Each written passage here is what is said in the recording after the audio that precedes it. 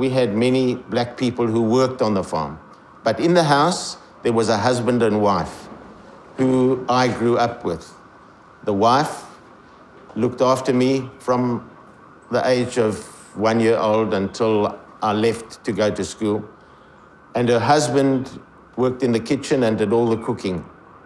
And they were my friends. We were far from the next people. So I formed a fantastic relationship with them. And it wasn't difficult to see that they were treated differently to the way I was. If I walked with them to the little post office to post a letter or to put some money in the savings account, I would walk in one door and they would have to go in another door. And that was the first realization. And I couldn't understand why. But it was explained to me they're a different color, and that's for them and this is for us. And as a young child, I didn't query it, I didn't question it. For me, that's how it was, and that was life. I think it took a long time for it to filter through my body and my being until I could feel and think differently. While working and establishing a lifestyle and going through all the norms of growing up and bringing up a family, I really wasn't interested in the political side or apartheid or whether black people were treated differently or had different things. I was living in my world. I was doing what I felt was important for me in my little enclave and didn't see the bigger picture or get involved in I had no time.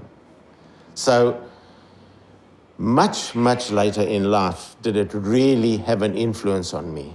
When I could sit back and say, well, at least I can pay the rent and I can buy the food every month and I can stop that stress and that pressure.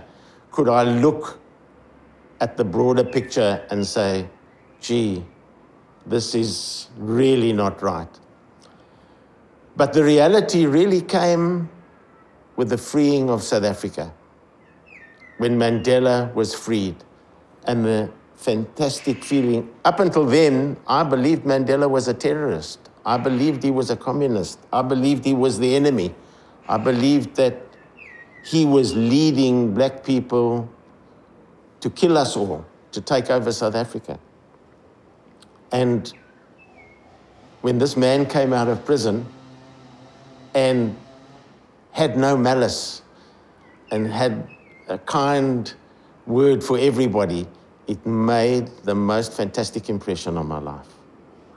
Yes, living in South Africa in 1997, I think it was, just after, a few years after South Africa's liberation, I was sitting in my study one evening at my computer and thinking about my life, and I had been in Cape Town for 7 years. My children were both grown up and educated.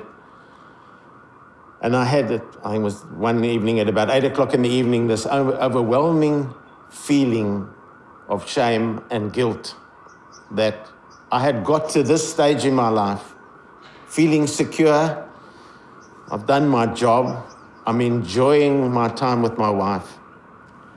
And so much has gone past that I knew very little about and did very little about.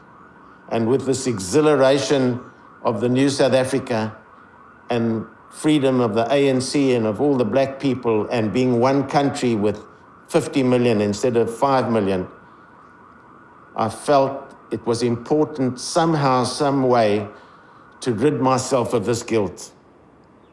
And maybe a good starting point would be to write it down.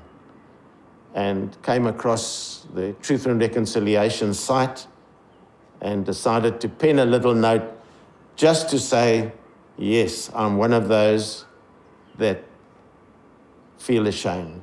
I'm one of those that did nothing. I'm one of those that didn't see it and didn't get involved, and I'm sorry.